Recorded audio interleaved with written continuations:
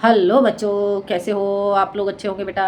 बेटा आज मैं आपके लिए लेकर के आई हूँ यूपी बोर्ड 10th क्लास के लिए जयप्रकाश भारती जी का चैप्टर है आपका पानी में चंदा और चांद पर आदमी। ठीक है बेटा, तो देखते हैं हम इसके अभ्यास प्रश्न। चैप्टर बेटा मैं पहले ही आपको पढ़ा चुकी हूँ और आज इसके अभ्यास प्रश्न जानते हैं, देख लेते हैं। मानवता के संपूर्ण इतिहास की सर्वाधिक रोमांचक घटना के एक एक क्षण के वे भागीदार बन रहे थे। मानवता के संपूर्ण इतिहास की सर्वाधिक रोमांचक घटना के एक एक क्षण के वे भागीदार बन रहे थे। उत्सुकता और कुतूहल के कारण अपने अस्तित्व से ही बिल्कुल बेखबर हो गए थे। युग युग से किस युग और जाति ने चंद्रमा पर पहुंचने के सपने नहीं सजोए। आज इस धरा के ही दो मानव उन सपनों को सच दिखाने के लिए कृत संकल्प थे। अब देखते हैं बेटा हम इसके अभ्यास प्रश्न। उपर्युक्त गद्यांश का संदर्भ लिखिए। ये क्वेश्चन बेटा आप कर ही लोगे। कैसे करोगे इस क्वेश्चन को? प्रस्तुत गद्यांश हमारी पाठ्यपुस्तक हिंदी के जयशंकर प्रसाद भारती कृत पानी में चंदा और चांद पर आदमी शीर्षक से उद्धृत है। ठीक है बेटा, चैप्टर का नाम और लेखक का नाम आप डबल कोमा में बंद करेंगे। ठीक है, ये हो जाएगा आपका संदर्भ। रेखांकित अंश की व्याख्या कीजिए। अब रेखांकित अंश की व्याख्या करेंगे। प्रस्तुत गद्यांश में प्रस्तुत गद्यांश में जयप्रकाश भारती जी कहते हैं कि मानवता के संपूर्ण इतिहास की सबसे अधिक रोमांचक आनंदित कर देने वाली घटना के एक एक क्षण के वे भागीदार बने हुए थे। उत्सुकता अर्थात जिज्ञासा और शोर के कारण अपने अस्तित्व से ही बिल्कुल बेखबर हो गए थे। आगे समझ में? ये आपका हो जाता है रेखांकित अंश की व्याख्या। अगला क्वेश्चन, मानव इतिहास की महत्वपूर्ण घटना कौन सी है? मानव इतिहास की महत्वपूर्ण घटना कौन सी है? तो इसका आंसर लिखोगे, मानव इतिहास की महत्वपूर्ण घटना मनुष्य का चांद पर पहुंचना है। ठीक है, मानव इतिहास की महत्वपूर्ण घटना कौन थी? तो मानव इतिहास की महत्वपूर्ण घटना मनुष्य का चांद पर पहुंचना थी। ठीक है बेटा, ये आपका हो जाता है आदमी का चांद पर पहुंचना। ठीक है, अगला क्वेश्चन आगे देखते हैं बेटा। अगला गद्यांश, ठीक है, देखो दिखाई दे रहा है। देखो, चंद्रयान ठीक स्थिति में है। चंद्रयान ठीक स्थिति में है। चंद्रयान ठीक स्थिति में है। यह निरीक्षण करके कुछ खा पी कर और सुस्ता लेने के बाद नील आर्मस्ट्रॉन्ग चंद्रयान से बाहर निकले। चंद्रयान की सीढ़ी से धीरे धीरे वह नीचे उतरे। उन्होंने अपना बायां पांव चंद्रतल पर रखा जबकि दायां पांव चंद्रयान पर ही रहा। इस बीच आर्मस्ट्रॉन्ग दोनों हाथ में चंद्रयान की अच्छी तरह पकड़े रहे। चंद्रयान दोनों हाथ से चंद्रयान को अच्छी तरह पकड़े रहे। उन्हें यह तय कर लेना था कि वैज्ञानिक चंद्रतल को जैसा समझते रहे हैं वह उससे एकदम भिन्न तो नहीं है। आश्वस्त होने के बाद वह यान के आसपास ही कुछ कदम चले। चंद्रतल पर पांव रखते हुए उन्होंने कहा, यद्यपि यह मानव का छोटा सा कदम है लेकिन मानवता के लिए बहुत ही ऊंची छलांग है। अब देखते हैं पहला क्वेश्चन आपका क्या हो जाता है। उपर्युक्त गद्यांश का शीर्षक एवं लेखक का नाम लिखिए।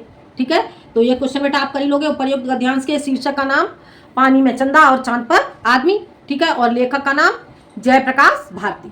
ठीक है, अगला क्वेश्चन, सर्वप्रथम कौन चंद्रयान से बाहर निकला? सर्वप्रथम कौन चंद्रयान से बाहर निकला? तो इसका आंसर लिखोगे, सर्वप्रथम नील आर्मस्ट्रॉन्ग। ठीक है, नील आर्मस्ट्रॉन्ग चंद्रयान से बाहर निकले। ठीक है, देखो यहां से देख लो, नील आर्मस्ट्रॉन्ग चंद्रयान से बाहर निकले। ठीक है, तो सर्वप्रथम नील आर्मस्ट्रॉन्ग चंद्रयान से बाहर निकले। अगला क्वेश्चन, रेखांकित अंश की व्याख्या कीजिए। तो प्रस्तुत गद्यांश में जय प्रकाश भारती जी कहते हैं कि प्रस्तुत गद्यांश में जयप्रकाश भारती जी कहते हैं कि उन्होंने अपना बायां पांव नील आर्मस्ट्रॉन्ग ने अपना बायां पांव चंद्र तल पर रखा जबकि दायां पांव चंद्रयान पर ही था। इस बीच आर्मस्ट्रॉन्ग ने दोनों हाथ से चंद्रयान को अच्छी तरह से पकड़े हुए थे। उन्हें यह तय करना था कि वैज्ञानिक चंद्रतल को जैसा समझते हैं वह वैसा ही है या फिर उससे एकदम भिन्न है। ठीक है, अगला ये गद्यांश आपका हो जाता है बेटा। अगला गद्यांश देखते हैं। देखो, मानव को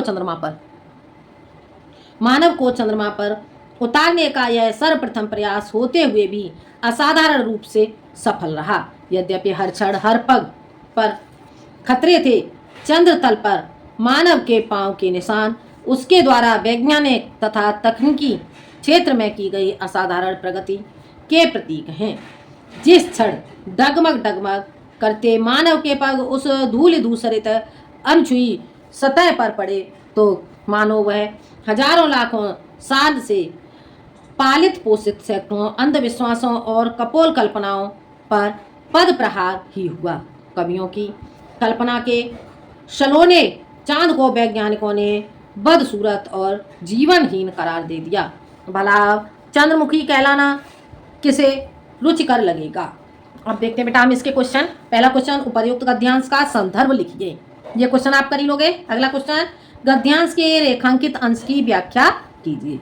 गद्यांश के रेखांकित अंश की व्याख्या, तो इसमें लिखोगे, प्रस्तुत गद्यांश में जयशंकर प्रसाद भारती जी कहते हैं कि जिस क्षण डगमग डगमग करते मानव के पैर, डगमगाते हुए मानव के पैर, मनुष्य के पैर उस धूल धूसरित धूल से सनी हुई अनछुई सतह पर पड़े तो ऐसे प्रतीत हुआ जैसे कि मानो वह हजारों लाखों साल से पालित पोषित पालन पोषण किए हुए सैकड़ों अंधविश्वासों और कपोल कल्पनाओं यानी कि कल्पनाओं से कपोल कल्पनाओं अनछुई यानी कि कल्पनाओं पर पद प्रहार पैर का प्रहार किया गया हो। आगे समझ में यह हो जाता है आपका रेखांकित अंश की व्याख्या। अगला क्वेश्चन, मानव के साधारण प्रगति के प्रतीक क्या हैं।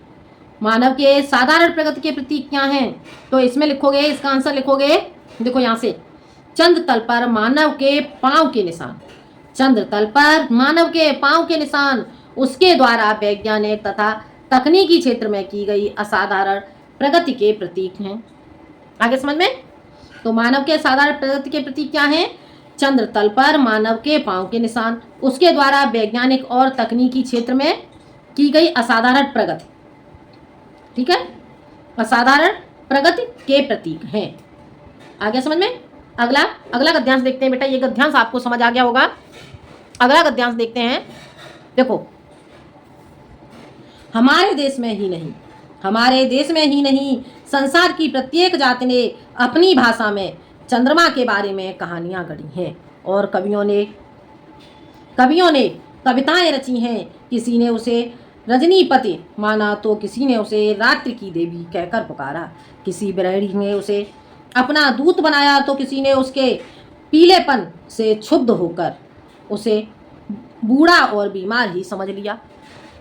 बालक श्री राम चंद्रमा को खिलौना समझकर उसके लिए मचलते हैं तो सूर के श्री कृष्ण भी उसके लिए हट करते हैं। बालक को शांत करने के लिए एक ही उपाय था, चंद्रमा की छवि को पानी में दिखा देना। लेकिन मानव की प्रगति का चक्र इतना घूम गया है, इस लंबी विकास यात्रा को श्रीमती महादेवी वर्मा ने एक ही वाक्य में बांध दिया है। पहले पानी में चंदा को उतारा जाता था और आज चांद पर मानव उतर गया है। ठीक है बेटा, अब हम इसके क्वेश्चन देखते हैं। उपर्युक्त गद्यांश का संदर्भ लिखिए। पहला क्वेश्चन क्या हो जाता है, उपर्युक्त गद्यांश का संदर्भ लिखिए। ये क्वेश्चन आप कर ही लोगे। अगला, गद्यांश के रेखांकित अंश की व्याख्या कीजिए। तो गद्यांश के रेखांकित अंश की व्याख्या इसे देखते हैं बेटा। प्रस्तुत गद्यांश में जयप्रकाश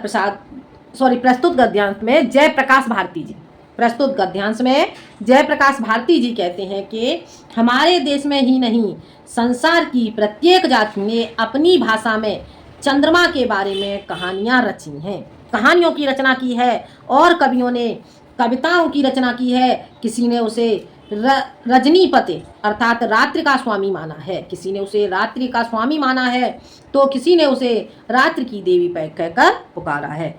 किसी बिरहड़ी स्त्री ने जिसका पति उससे दूर हो या जो बिरहड़ी स्त्री यानी कि जिसका पति अथवा प्रेमी उससे दूर हो तो उसे कहते हैं बिरहड़ी स्त्री। तो किसी बिरहड़ी स्त्री ने उसे अपना दूत बनाया तो किसी ने उसके पीलेपन से दुखी होकर उसे बूढ़ा और बीमार ही समझ लिया। आगे समझ में, ये हो जाता है आपका रेखांकित अंश की व्याख्या। अगला, मचलते और हट करते बालक को शांत करने के लिए क्या उपाय था? क्या था अगला क्वेश्चन? मचलते और हट करते बालक को शांत करने के लिए क्या उपाय था? तो यहाँ देखो, मचलते और देखो मचलते हैं तो एक ही उपाय था। देखो यहाँ से देखो, तो सूर्य के श्री कृष्ण भी उसके लिए हट करते हैं। बालक को शांत करने के लिए एक ही उपाय था, चंद्रमा की छवि को पानी में दिखा देना। ठीक है, तो इसका आंसर क्या लिखोगे? मचलते और हट करते बालक को शांत करने के लिए एक ही उपाय था कि चंद्रमा की छवि को पानी में दिखा देना। आगे समझ में, मचलते और हट करते बालक को शांत करने के लिए एक ही उपाय था कि चंद्रमा की छवि को पानी में दिखा देना। अगला क्वेश्चन आपका क्या हो जाता है बेटा? देखो, बालक को शांत करने के लिए क्या उपाय था? दोनों का आंसर वही हो जाएगा। अगला गद्यांश देखते हैं।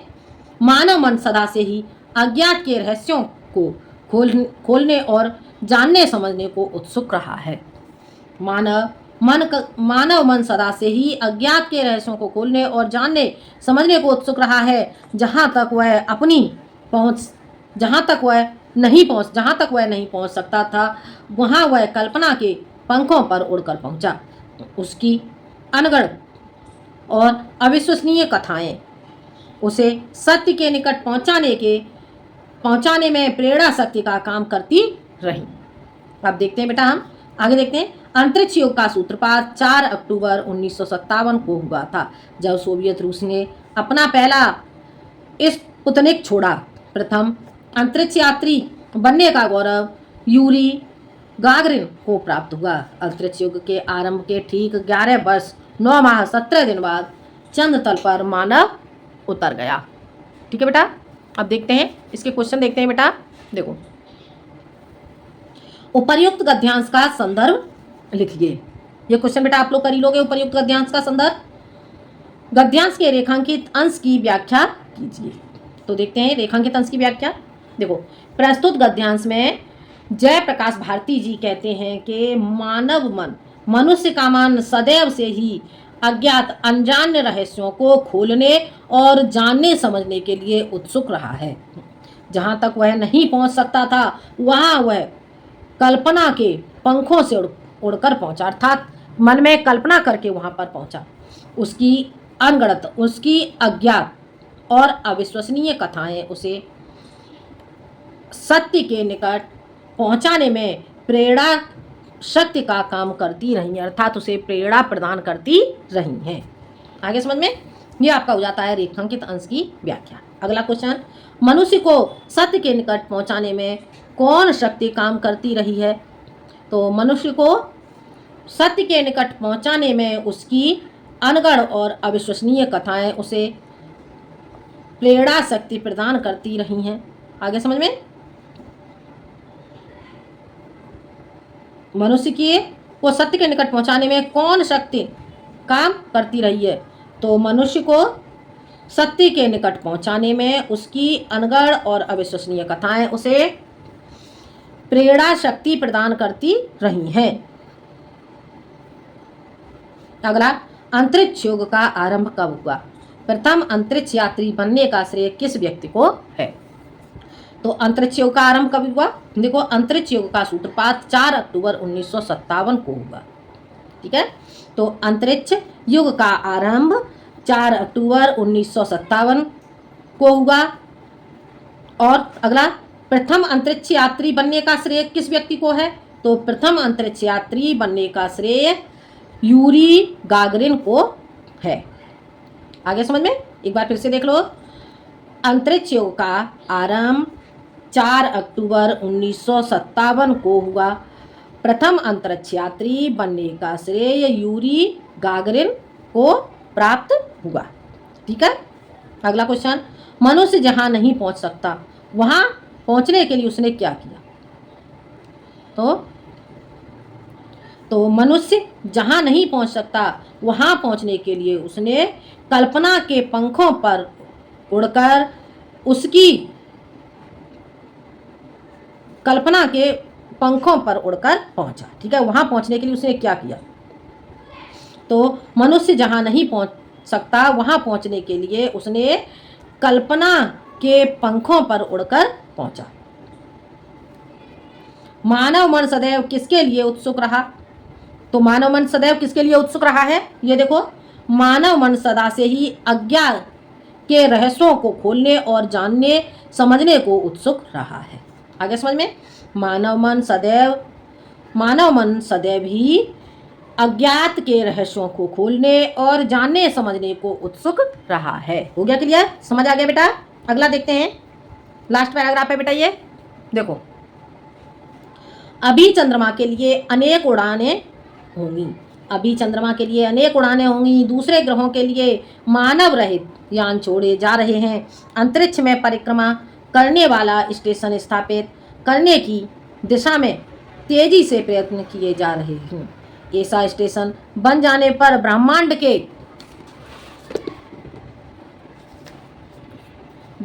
के रहस्यों की परतें खोलने में काफ़ी सहायता मिलेगी। यह पृथ्वी मानव के लिए पालने के समान है, वह हमेशा के लिए इसकी परिधि में बंधा हुआ नहीं रह सकता।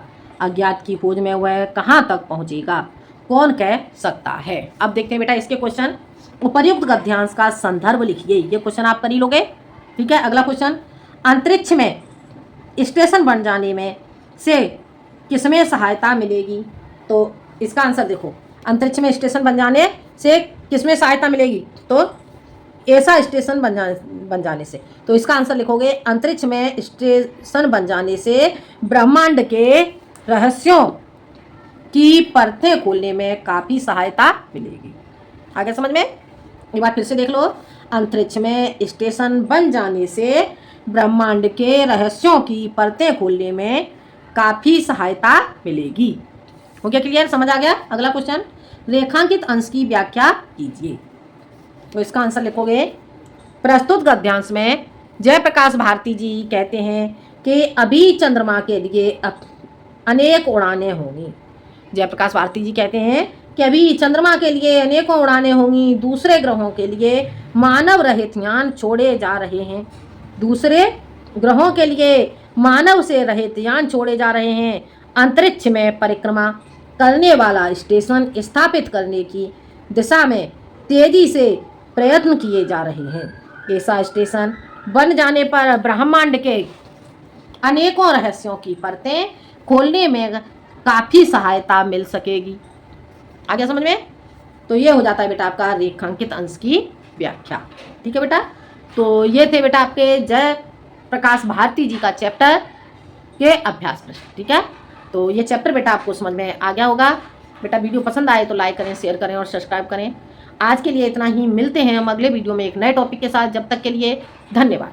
बेटा जो आपका गद्य खंड है वो आज समाप्त हो गया। ठीक है, अब मैं आपको काव्य खंड समझाऊंगी, तो मिलते हैं अगले वीडियो में। धन्यवाद।